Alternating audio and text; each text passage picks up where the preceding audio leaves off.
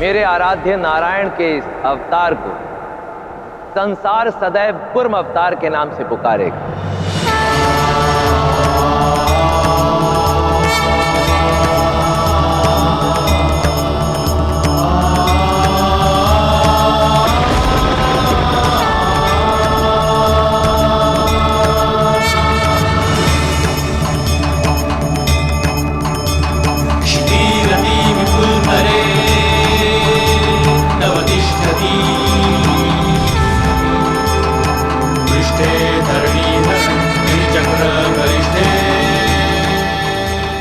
मंथन पुनः आरंभ किया जाए।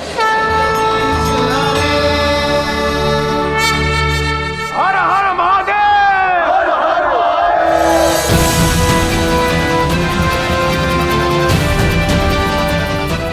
बार बार लगाइए देवगण! हर हर महादेव! महासागर मंथन है। तुम देवों को मेरा आभारी होना चाहिए। ये मंथन केवल इसीलिए हो रहा है क्योंकि मैंने अमृतत्व की मांग की थी, और यही नहीं, असुरों का अग्रणी होने के नाते मैं गया था विष्णु के विरुद्ध। वासुकी के मुख की ओर हम असुरों को स्थान दिलवाया।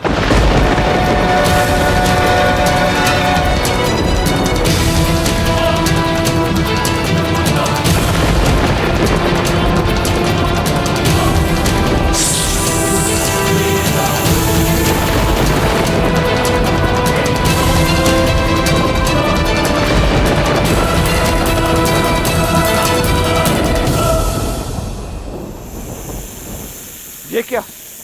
वासुकी के मुख से तो विष निकल रहा है। नारायण, ये क्या हो रहा है?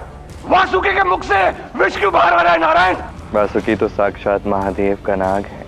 इतना महान कार्य कर रहे हैं वो इस समुद्र को मत कर, तो उनके मुख से तो विष निकलेगा ही। अब तुम्हें ही वासुकी के मुख की ओर स्थान चाहिए था, अब विष को तो सहन करना ही होगा।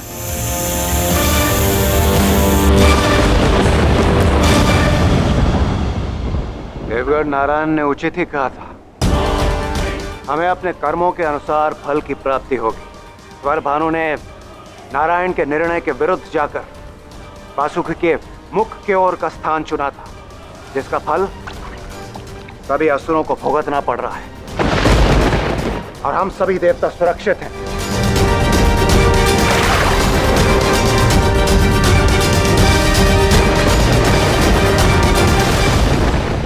आचार्य, उस विष्णु ने हमारे साथ छल किया है। उसने जानबूझकर मुझे वासुकी की मुख की ओर स्थान दिया। उसे ज्ञात था कि मंथन के समय वासुकी अपने मुख से विष उगलेगा। आप ये मंथन रुकाइए अभी। स्वर भानु, मैंने तुम्हें पहले ही सचेत किया था। अब इस मंथन को बीच में नहीं रोका जा सकता।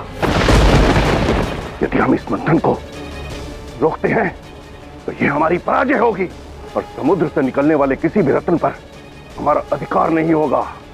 इसलिए जाओ और मंथन में भाग लो। जाओ।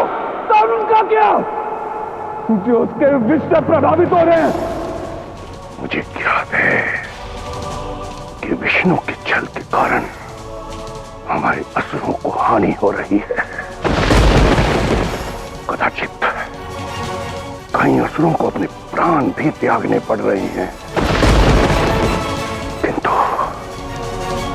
समाज के हित के लिए मंथन करना ही होगा।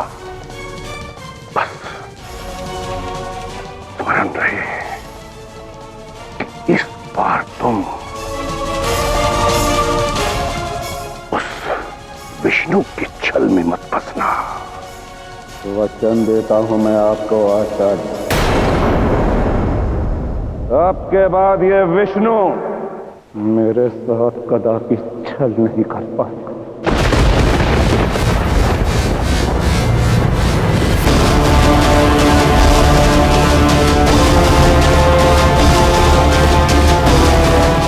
हर हर महादेव!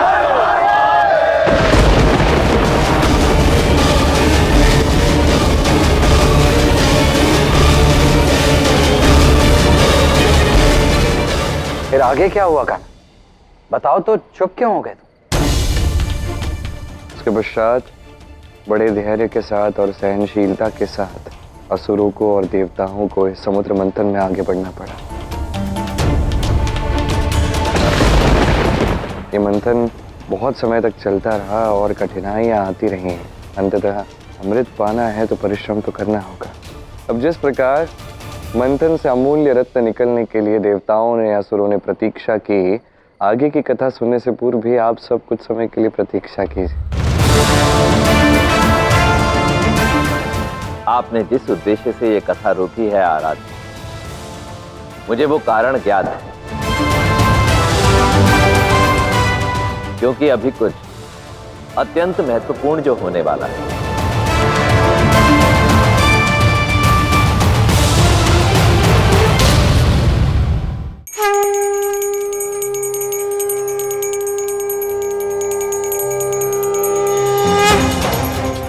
हम इस नवरात्रि की पूजा में निरंतर जाप करेंगे और उसके पश्चात अत्यंत शक्तिशाली हो जाएंगे, किंतु हम अपनी शक्ति का प्रयोग किसी भी पुरुष की सहायता के लिए नहीं करेंगे, क्योंकि उन्होंने हमें अत्यंत पीड़ा दी है और ना ही वो हमसे प्रेम करते हैं और ना ही उन्हें हमारी कोई चिंता है। चलो अब हम एक दूसरे का शक्तिकरण करते हैं और इस नव संसार में प्रसन्न रहते हैं। सही कहा तुमने राधा। हमारे इस नए संसार में किसी भी पुरुष की कोई आवश्यकता नहीं।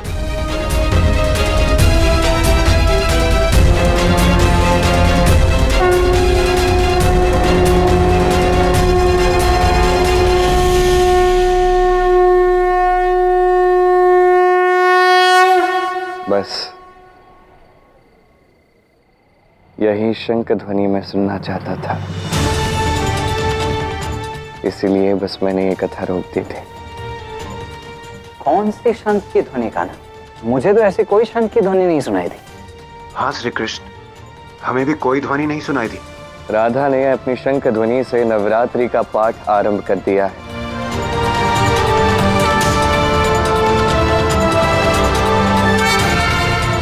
बस उसी शंख ध्वनि की बात कर रहा था।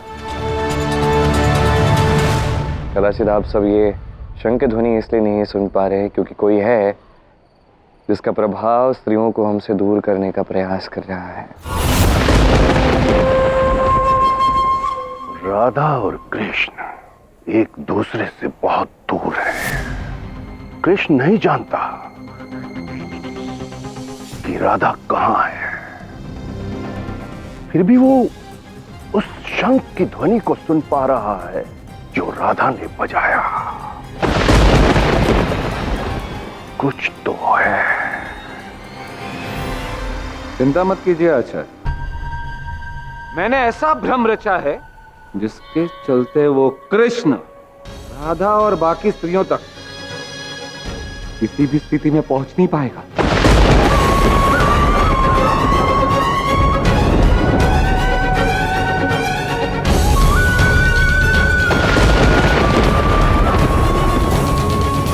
मेरा भ्रम उस कृष्ण को राधा तक कभी नहीं पहुंचने देगा।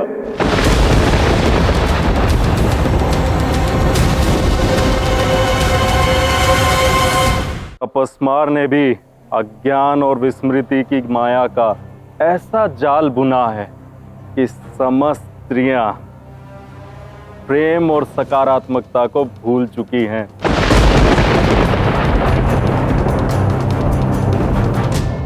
इस बार वो कृष्ण हमसे नहीं जीत पाएगा आचार्य। मुझे तो बस अपस्मार की चिंता है, क्योंकि मैं नहीं जानता कि अब आगे उसके साथ क्या होगा। महादेव, आप मुझे कितनी भी हानि पहुंचाना चाहें, किंतु मैंने जो माया रची है ना, उससे देवी पार्वती, राधा और संपूर्ण संसार की स्त्रियां कदापि नहीं बच सकती।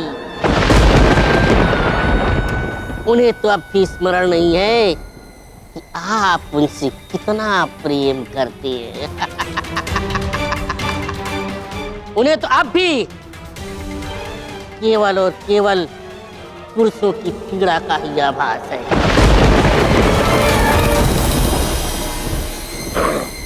रुक जा दुष्ट!